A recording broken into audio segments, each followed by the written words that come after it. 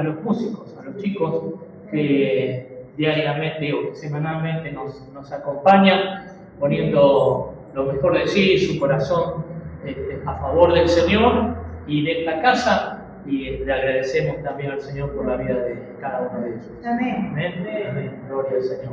Bueno, y en cuanto a las finanzas, déjenme decir algo más, que bastante casi que me sirve de introducción al mensaje, que estamos tan agradecidos al Señor con la labor contable de nuestra tesorera, y de verdad que escuchándola a Meli, esta obra del Señor llamada CCNE está en pie por pura y absoluta gracia del Señor. Porque si uno lo mira matemáticamente, no somos 4 gatos locos, somos 8 gatos locos. No sé si más locos que gatos, pero el asunto es que solo por un milagro de Dios, solo por un milagro de Dios, no solamente ahora nos sustentamos, nos hemos sustentado en los 2 años de pandemia o de cuarentena. ¿Ustedes saben, son conscientes de la cantidad de iglesias que han cerrado? ¿Sabían eso? En el mundo y en Argentina, en el Gran Buenos Aires, entonces pastores amigos que han cerrado sus iglesias, han tenido que cerrar sus iglesias contra su propia voluntad, pero lo han tenido que hacer porque no han logrado sostenerse, especialmente en lo económico. Ni hablar cuando, como en este caso nuestro, hay que pagar un alquiler mensual. Y la verdad que nosotros hemos sido sostenidos por la mano del Señor, y mucho tiene que ver esa mano del Señor obrando a través de la generosidad de las ofrendas, de la congregación, de la lealtad o fidelidad en los diezmos. Son 2 cosas distintas: ofrendas generosas y diezmos leales. La ofrenda pasa por la abundancia, eso mide la generosidad, pero el diezmo no pasa por la abundancia, porque si alguien no tiene un gran ingreso mensual, obviamente el 10% es una cantidad proporcional, por lo tanto, numéricamente hablando, tal vez no es una gran suma, pero ¿qué es lo que mira ahí el Señor? Ahí el Señor no mira la cantidad, ahí lo que mira el Señor es la lealtad, la fidelidad, en que mes a mes, sean 2 pesos, sean 20 pesos, sean 2.000 pesos, sean 200.000 pesos, la lealtad de mes a mes estar respaldando la obra de Dios y siendo fieles al Señor con la entrega de los diezmos. Eso Dios lo ha mirado y por eso Dios ha bendecido. Y hay un tercer elemento que a nosotros el Señor como pastores nos marcó desde el principio de nuestro pastorado, al ver las cuentas en rojo que había en ese tiempo, estoy hablando de hace 15 años atrás, el Señor nos marcó otro elemento junto con estos que les estoy mencionando, y que también yo creo que ha sido clave, y lo digo aunque hoy no sea reunión de misiones, y es la ofrenda a las misiones. No tengo la menor idea de cuántos ni cuánto están ofrendando a las misiones. No sé qué porcentaje de la congregación.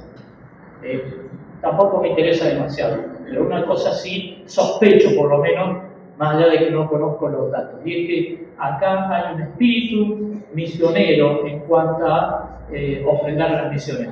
Porque una de las cosas que el Señor nos marcó, entre las otras, claves para poder remontar financieramente la iglesia en su momento, que estaba quebrada absolutamente, fue la ofrenda a las misiones. Así que yo quiero animarles en esta mañana, aunque no sea reunión de misiones, porque las misiones ocurren solo los terceros domingos del mes, ¿no? Ocurren todos los domingos y todos los días de la semana. Así que animarles a seguir ofrendando en fe, generosamente, diezmando en lealtad, en fidelidad, mensualmente, y animarse también a sumarle a esto la ofrenda misionera. Y seguro que así como Dios ha sustentado a su iglesia a lo largo de todo este tiempo, tiempos buenos, tiempos malos. Dios estará sustentándote y seguirá sustentándote y aún prosperándote a vos, sea tu situación cual sea, sean tus ingresos cual sean. Dios te va a prosperar. Lo creemos porque lo vivimos personalmente, lo vivimos como iglesia, y esa bendición que está sobre la iglesia, inevitablemente, si vos sos de la iglesia, cuando te venís aquí, pues la bendición va a ser sobre vos.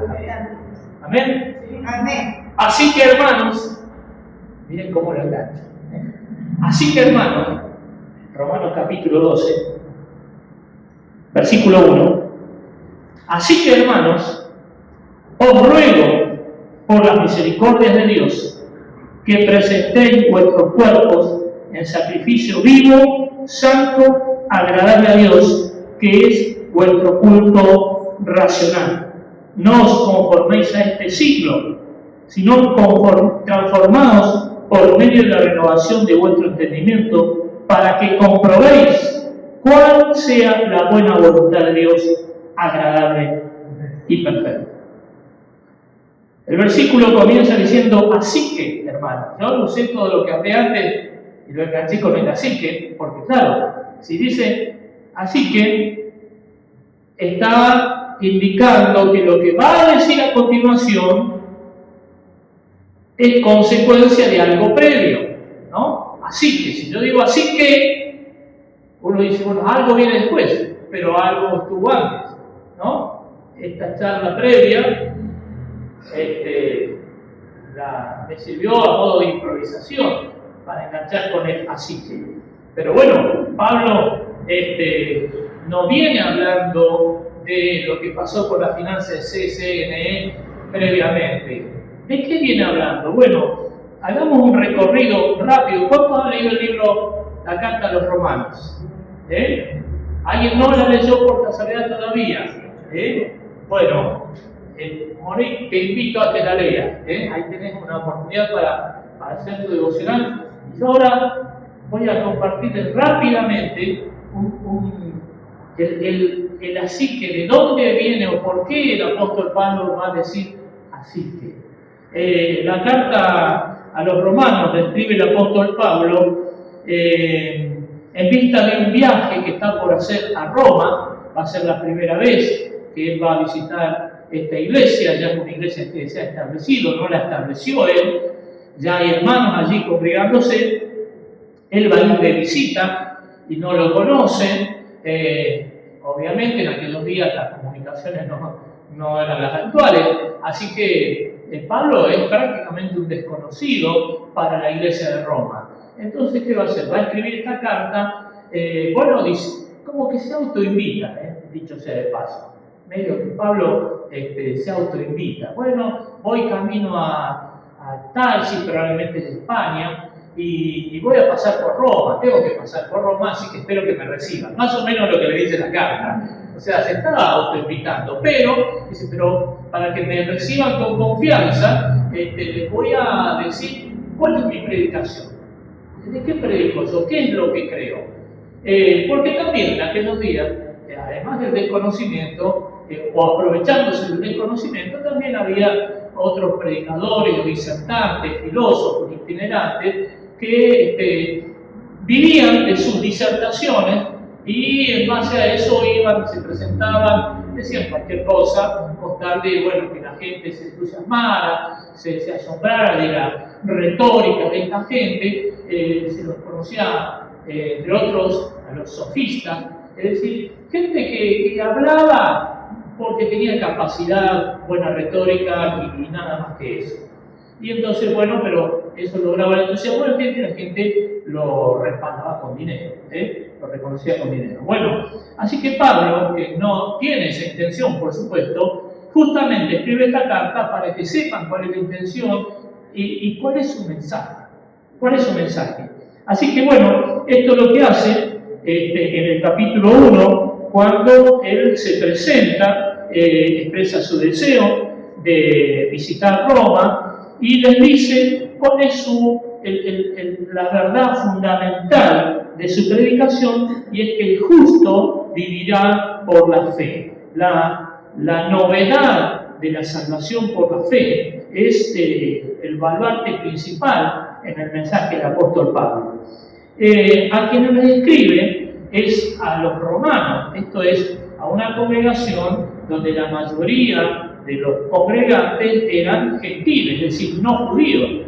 Y él entonces, a continuación, va a decirle los pecadores, que son los gentiles, los no judíos, porque han adorado a todo tipo de animal y de objeto, y como parte de esa adoración pagana han caído en las mayores bajezas morales. Por lo tanto, no se esperen otra cosa que el justo juicio de Dios. O sea, el apóstol Pablo no se empieza con chiquitas al escribirle a esta gente a la que él no conoce, ni a su vez conocido por ellos, pero les da con todo de entrada, ¿no? No es un mensaje para nada, ¿cómo diríamos?, de adulación, a decir, bueno, le voy a adorar la píldora a esto, le voy a decir qué lindo que son, así me los meto en el bolsillo, ¿no? Y con ellos también otra cosa en el bolsillo. No. Pablo no era ese tipo de predicadores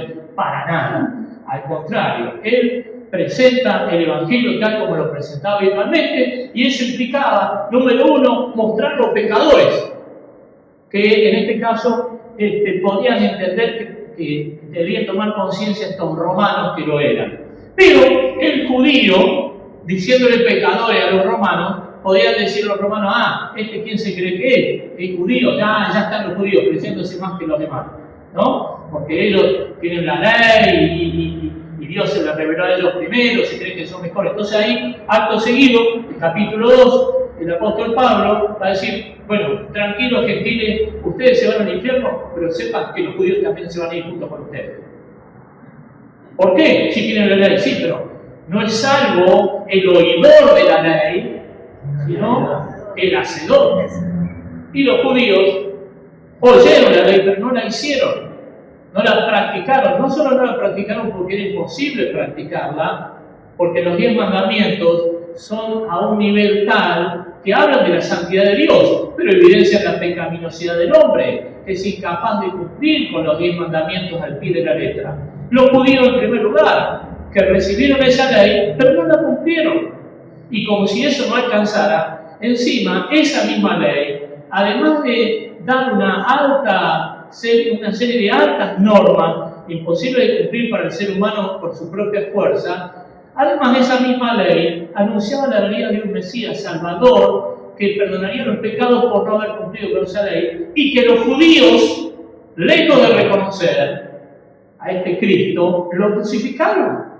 Así que en el capítulo 2 marca que también los judíos están condenados. Y así, los que sin ley pecaron, sin ley perecerán, los que teniendo la ley pecaron, pues por la misma ley también perecerán. Y sirva esto para nosotros, que debemos entender, y esto viene a colación en el capítulo 3, que todo el ser humano, toda la humanidad está dispuesta al juicio de Dios. Todos, absolutamente todos.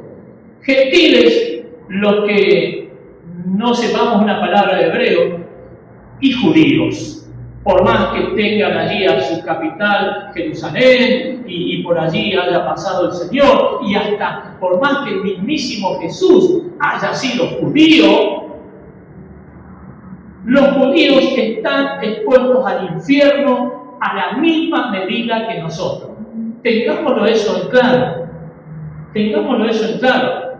No sé si podemos decir amén a esto. Digo porque por allí hay corrientes. Yo me acuerdo que en nuestra propia iglesia, cuando estábamos allá enfrente, en la otra cuadra, me acuerdo que había un cartel inmenso que colgaba allá. En ese momento se lo dije al pastor, pero le dije, bueno, pero es algo que quieren los hermanos, y está bien, yo se lo digo, me dijo el pastor. Bueno, listo, yo me quedé tranquilo. Pero a mí la verdad me chocaba. ¿Por qué me chocaba? Y porque usted no es judío, no, pues yo soy argentino. Y yo digo, ¿por qué está esa bandera de Israel y no está la bandera de Argentina? Mi pensamiento, sáquenlo, esto no es palabra de Dios, acá estoy diciendo mi pensamiento. ¿no? Entonces decía, si vamos a orar por algo, por alguna nación, la primera nación por la que tenemos que orar, a mí por lo menos, a mí déjenme con estos colores, más que la suya amarilla, miren lo que dice. Tierra, y solo seré ciudadano del reino de los cielos, de los cielos, mi patria celestial, la mejor, la mayor, la primera. Pero no, yo no puedo negar esto. Yo no puedo negar esto. Y si hay una responsabilidad y hay una nación por la cual tenemos que orar, que Dios tenga misericordia, es por esta nación. El suelo patrio que hoy nos cobija. Sí, pero una cobija media cortita. Bueno, pero eso ya no es problema de Dios, sino de los gobernantes que se comen las cobijas y nos dejan con una cobija cortita. Pero la verdad es que hoy, ¿por qué digo orar por Argentina? Porque Argentina, igual que todas las naciones, están expuestas al juicio de Dios. Ojo con esto. Entonces, nuestra responsabilidad tiene que ser a partir de entender que no hay justo ni aun uno. Por cuanto todos pecaron, están destituidos de la gloria de Dios, dice Romanos capítulo 3. ¿Conocen ese versículo, no es cierto? No hay justo ni uno. Hermanos, sepamos esto y no nos confundamos. Aún el más religioso de los religiosos, si no ha nacido de nuevo, está perdido. Está perdido. Aún el pariente o familiar más querido por nosotros, más amado por nosotros y más bueno del mundo. Mire, este es más bueno que lo mismo creyente. No importa, no nació de nuevo, está perdido. Está perdido. No hay justo ni aun uno, dice. Así dice la Biblia. No hay ni siquiera uno, dice. Aún aquel más bueno de todos en algún momento ha pecado y por lo tanto está expuesto a la ira de Dios. Así que Romanos, el apóstol Pablo en Romanos, va exponiendo esto. A continuación va a marcar el contraste. ¿Quién es el realmente entonces? Si no hay justo ni uno, no hay quien haga lo bueno, ni aún ni siquiera uno, todos estamos expuestos al juicio de Dios, judíos o gentiles, de la nación o de la nacionalidad que sea. ¿Quién es verdaderamente salvo? ¿Quién es justificado por Dios? Aquel que a la manera de Abraham sigue al Señor. ¿Y por qué cita en el capítulo 4 a Abraham? Porque Abraham es el padre de los judíos lo reconocen como su patriarca, pero Abraham fue justificado no por guardar la ley. Si la ley no existía en los días de Abraham, la ley vino después. ¿Y cómo fue justificado Abraham? Por la fe. Y entonces lo que está diciendo, aquellos que quieren reconocer hijos de Abraham, van a ser justificados no por guardar la ley, sino por creer en Jesús por la fe. Así como Abraham creyó por la fe, nosotros hoy creemos por la fe, y por lo tanto nosotros somos hijos de Abraham. Los hebreos espirituales somos los que creemos a la manera de Abraham. Así que capítulo 4 presenta a Abraham como el ejemplo de la fe y por cuya fe fue justificado, y por eso en el capítulo 5 comienza con un gran versículo que muchos conocen de memoria: justificados pues por la fe, tenemos paz para con Dios por medio de nuestro Señor Jesucristo. El principal resultado de la justificación por la fe, de la salvación, es paz en nuestro corazón. Ayer escuchaba a un cardiólogo conocido, el doctor López Rossetti, Daniel López Rossetti, alguien lo ha escuchado, lo ha conocido, y quien lo entrevistaba le decía: ¿cuál es el mayor interés del ser humano? Decía: la felicidad, ¿no es cierto? Le decía. Y dice: sí, pero ¿qué es la felicidad? Y entonces él define la felicidad como la presencia de paz y serenidad. Qué interesante cuando yo escuchaba eso, y luego al ver este pasaje, lo asociaba con Romanos 5.1, porque justamente solo los que son hijos de Dios, los que han nacido, los que creen en Jesús por la fe, los que lo aceptan por la fe, los que lo siguen por la fe, los que lo obedecen por la fe, son los que verdaderamente pueden experimentar la real felicidad, que es justamente el componente de paz más serenidad. Así que si vos estás necesitando paz en medio de tus circunstancias, si vos estás necesitando mantener la serenidad para tomar las mejores decisiones y tener los mejores pensamientos, sin serenidad no se puede pensar correctamente, sin paz no se puede decidir sabiamente, entonces estás por el buen camino si estás creyendo en Jesús, porque los que realmente, verdaderamente experimentan la felicidad, según ese concepto de paz más serenidad, son los que creen en Jesús por la fe, los que lo siguen por la fe. Esto es cada uno de nosotros, o al menos esa es la idea. ¿Amén?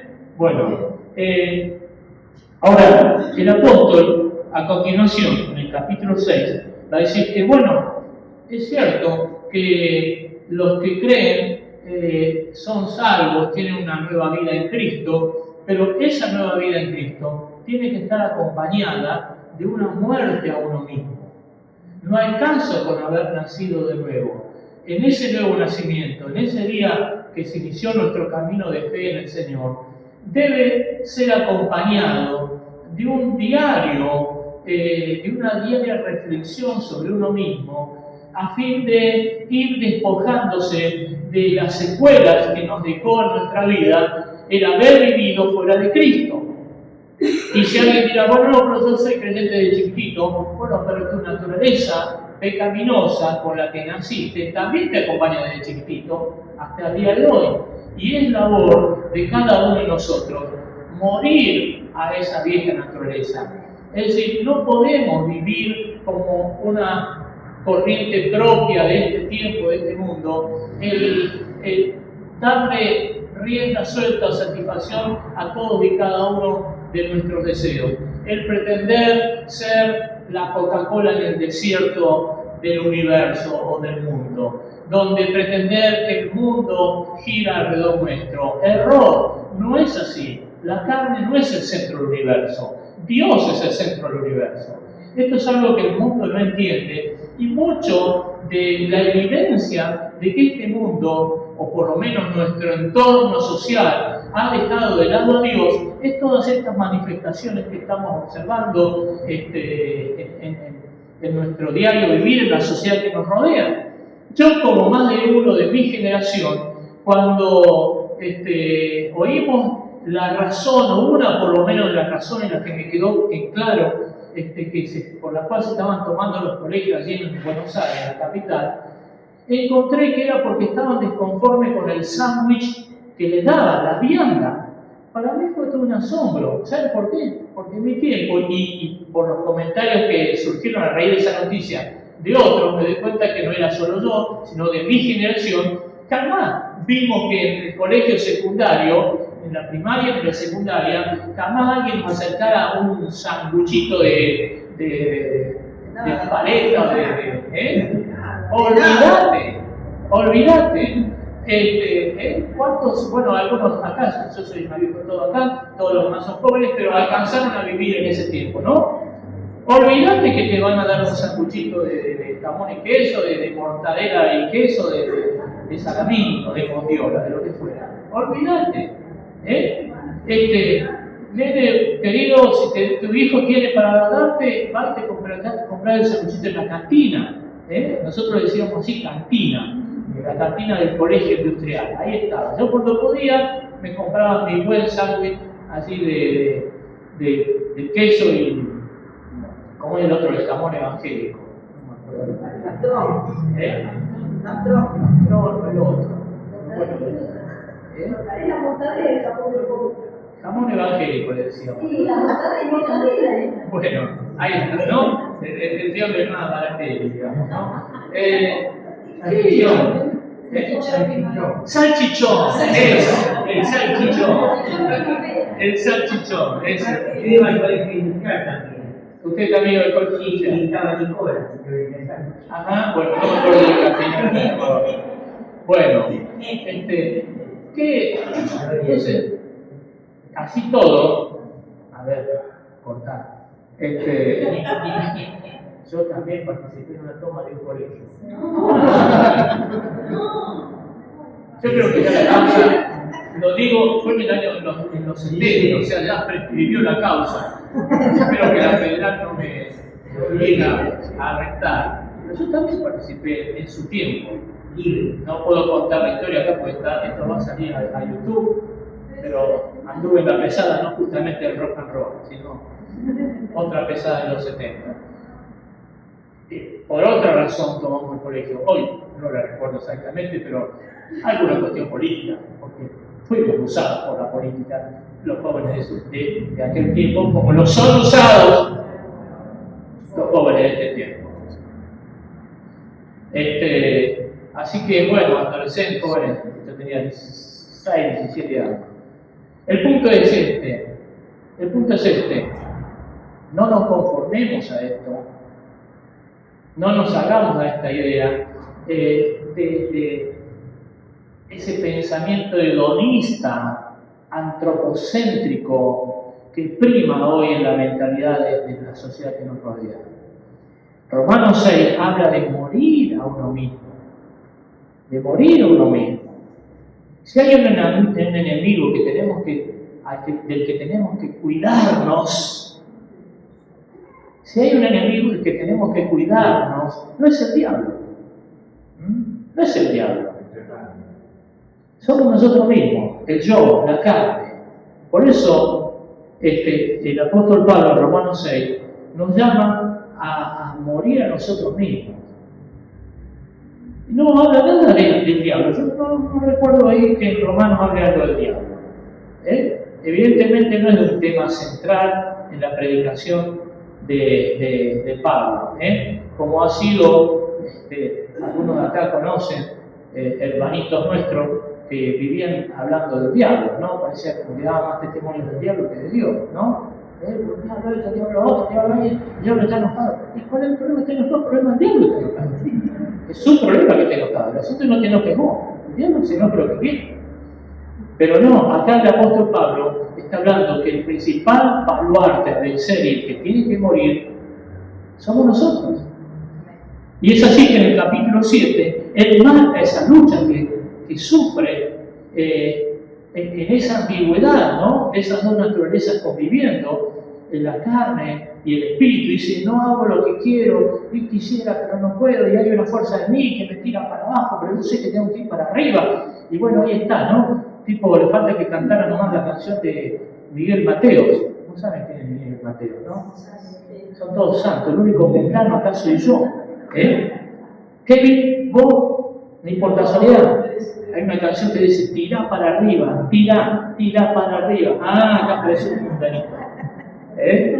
¿La conocen? Tira para arriba. No le canta Miguel Mateo. Pero a veces nosotros estamos acá como esa canción, ¿no? Es decir, la carne me tira para abajo y yo trato de tirar para arriba. ¿Y cuál es la clave? Entonces vivimos en esa lucha. Entonces, hoy me levanto con toda la furia y voy a la iglesia y estoy puntual, adoro a Dios. Pero el domingo que viene ando medio depre y entonces no voy a la iglesia, no lo siento del Señor. Hoy me levanto con toda la fe y le hablo a todo el mundo que se me cruza por el camino de Cristo y de que Él salva, Cristo salva y sana y bautiza y vuelve. Y mañana ando medio bajoneado en la fe y entonces ando buscando a qué iglesia cambiarme. Entonces, esa lucha entre la carne y el espíritu la vivió también el apóstol Pablo. No es, si te pasan ese tipo de cosas, no que te creas al borde del infierno ni nada por el estilo. Es algo propio de esas dos naturalezas que están combatiendo en nosotros. Pero el apóstol Pablo, en el capítulo siguiente, capítulo 8, nos da la clave de cómo vencer, cómo en algún momento terminar con esa vida de antibato, de que hoy estoy comprometido y mañana no, que hoy tengo ganas de cantar y mañana no, que hoy hablo de Cristo y mañana ni se entera que soy cristiano, y hoy voy a la iglesia y la semana que viene no me encuentra, y así esa vida permanente. Bueno, también con el tema ofrenda, que hoy creo al Señor y un poco más vendo mi casa para ofrendarla, pero mañana si puedo meterlo en la mano y quedarme con algún sobrecito o por lo menos retaseo que tengo en el bolsillo. Entonces, ¿cómo terminar con eso? La clave está en el capítulo 8. La clave está en el capítulo 8, donde dice que ahora pues ninguna condenación hay para los que están en Cristo Jesús, lo que por el Espíritu Santo logran vencer esos altibajos que provocan la acción de nuestra carne, de nuestro viejo hombre, de nuestro yo natural. Entonces la clave está, amados hermanos, en buscar la llenura del Espíritu Santo, en buscar la llenura del Espíritu Santo. Y no estoy hablando solo del bautismo en el Espíritu Santo, que bien haríamos en buscar a aquellos que no han tenido la experiencia de hablar en otras lenguas, y en buscar a aquellos que han tenido la experiencia, pero que, no sé, medio se dejaron estar y dejaron de practicar y de vivenciar esa oración, que es la oración perfecta. La oración en lenguas es la oración perfecta. Porque ¿qué hemos de pedir como conviene? Dice Romanos 8. No lo sabemos, pero el Espíritu mismo intercede por nosotros con gemidos indecibles. Quiere decir que la clave para una vida cristiana victoriosa, estable, consistente, poderosa en Dios, que hace todo lo que sabe que tiene que hacer, que tiene luchas pero se repone de cada ataque que pueda sufrir, sobrelleva cada prueba que pueda estar enfrentando y termina siendo más que vencedor por medio de aquel que nos amó. Estoy citando pasajes de Romanos 8. La clave está en buscar la llenura del Espíritu Santo. Buscar que cada día, Señor, lléname con tu Espíritu. Y hoy no pasó nada. Le oré al Señor, lléname con tu Espíritu y no pasó nada. Terminé el día como empecé. Bueno, mañana volver a la carga nuevamente. Mañana volver a la carga nuevamente. Señor, lléname con tu Espíritu Santo. Lléname con tu... Cada día. Persevera en esto y vas a comprobar inevitablemente que esa respuesta de Dios viene sobre tu vida. Así que esto es el plan de Dios para nosotros y también para el pueblo de Israel, a quien vuelve a citar el apóstol Pablo en el capítulo siguiente, capítulo 9, dice que el pueblo de Israel fue el que originalmente fue destinado por Dios para esta experiencia de bendición que acabo de relatar y que lamentablemente las perdió de disfrutar porque no reconoció a Dios en la persona particularmente de Cristo. Ya lo venía rechazando de antes, pero en Cristo especialmente se provocó este cisma, y de manera que Israel fue quitado, dice que fue un olivo natural, pero fue quitado de la planta, y en su reemplazo fue injertado un olivo silvestre. ¿Quién es el olivo silvestre? Nosotros. Pero el apóstol Pablo va a decir en el capítulo siguiente, 10, va a decir, ojo, que así como Israel, Dios no trepidó, no dudó en quitarlo por no reconocerlo como debía a su Señor, ojo que nosotros, olivos injertados, podemos también ser quitados en caso de no reconocerlo a Cristo o dejar de reconocerlo a Cristo como nuestro Señor. Por lo tanto, si luego Israel se arrepiente y reconoce a Jesús como se entiende que va a ocurrir en el fin de los tiempos, pero como es bueno que hoy también oremos que ellos se arrepientan y crean en Jesús, ¿qué va a hacer Dios? Va a volver a injertarlos en su planta del reino de Dios, como así también a nosotros, y entonces seremos un solo pueblo, cristianos, ni gentiles ni judíos, cristianos. Esa es la etnia que ama a Dios por excelencia, el cristiano. Esa es la nación que ama a Dios por excelencia, el reino de los cielos. Y a ese reino quiere Dios que pertenezcamos, judíos, gentiles y todo ser sobre la tierra. ¡Oh, cuán hermosa y qué maravillosa es la sabiduría de Dios! ¡Cuán insondables son sus caminos! Dice el capítulo 11. Y entonces, a continuación, viene el capítulo 12, donde dice, así que hermano, ese así que es por todo lo que acabo de decirles previamente.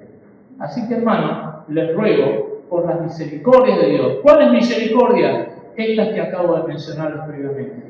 La misericordia de que nosotros, siendo pecadores, mereciendo el infierno, no siendo pueblo de Dios, estando destinados a la condenación eterna, Dios envió a su Hijo a morir por nosotros y simplemente por creer en esto, Dios nos justifica, nos santifica, nos salva, nos perdona, nos reconoce como hijos, nos incorpora a su reino, nos hace parte de su pueblo y nos destina a un futuro glorioso en el reino de los cielos. Vaya si no son misericordias de Dios, más aquellas misericordias que vos particularmente hayas experimentado a lo largo de tu vida. Hemos experimentado misericordias de Dios a lo largo de nuestra vida. La última vez, hace un mes atrás, el mensaje de la Santa Cena pasada, hablamos de gracia y misericordia. ¿Se acuerdan? ¿Qué era misericordia? No recibir lo que mereceríamos. ¿Cuánto hemos sido librados del juicio de Dios, del castigo eterno? Pero aún, fallas que hayamos cometido en esta vida como humanos que somos. Yo no sé si hemos pagado el precio por esa falla que hemos cometido. Yo creo que la hemos sacado barata. Yo, por lo menos, en lo personal, no voy a hablar por vos, por ahí fuiste un justo, perfecto, santo, inmaculado, glorioso, que nunca te equivocaste en nada, siempre dijiste lo correcto, siempre decidiste lo más sabio, te manejaste de la perfección con los demás. Yo ahí me voy a marzo, tengo que hacer un recuperatorio, pero por las misericordias de Dios, acá estoy y acá estamos cada uno de nosotros. Amén. Así que por esas misericordias del Señor, en este día ofrezcamos nuestro cuerpo, presentemos, dice así la Biblia, nuestro cuerpo en sacrificio vivo, santo y agradable a Dios.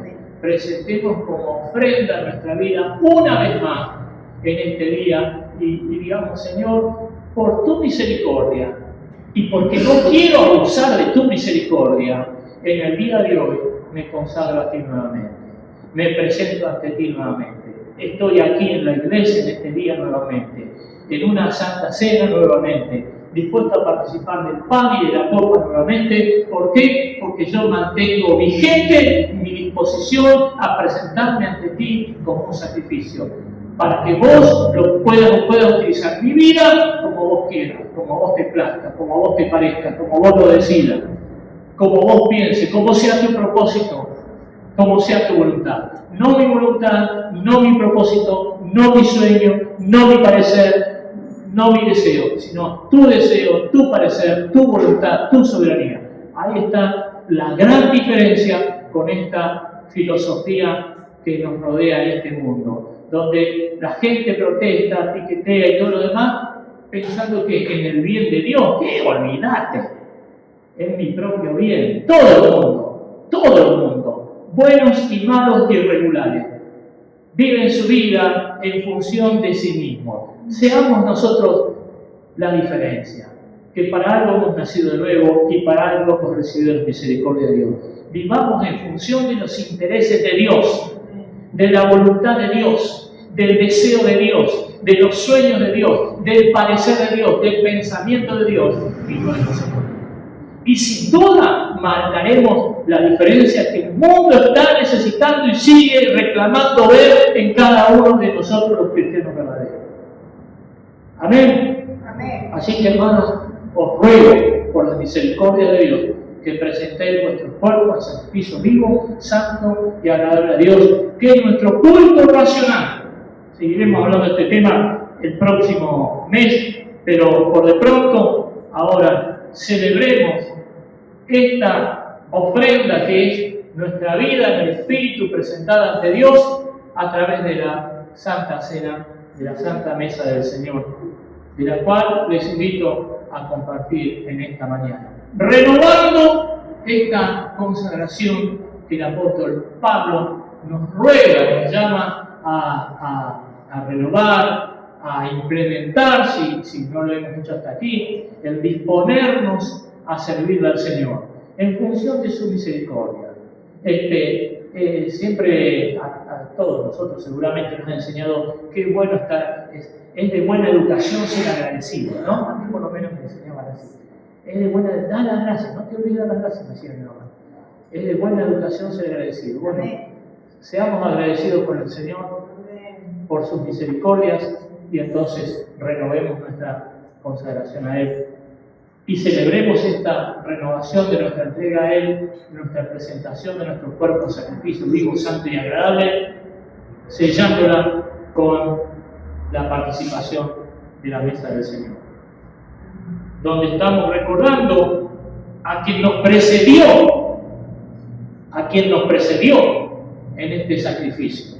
Porque si hay alguien que se sacrificó y, por cierto, despojado absolutamente de todo interés egoísta, sino más bien interesado en el bien nuestro, de la humanidad, de su conjunto y de nosotros en particular que creemos, fue el Señor Jesús.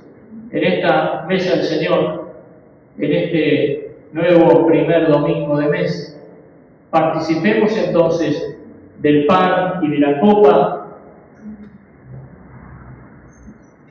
recordatorios del cuerpo y de la sangre del Señor, que fue quebrantado, fue vertido, fue derramado por cada uno de nosotros, y en verdad nos marcó un rumbo a seguir. Si hay un sacrificio vivo, santo y agradable al Padre, fue el sacrificio de Jesús. Honremos ese sacrificio, recordémoslo, celebrémoslo, porque en virtud de ese sacrificio, hoy somos hijos de Dios. Podemos disfrutar de las misericordias de Dios. Y por cierto, esa misericordia incluye el tener a Cristo vivo en nuestro corazón, porque la muerte no lo pudo retener. Cristo resucitó de los muertos y vendrá pronto a buscar a su iglesia.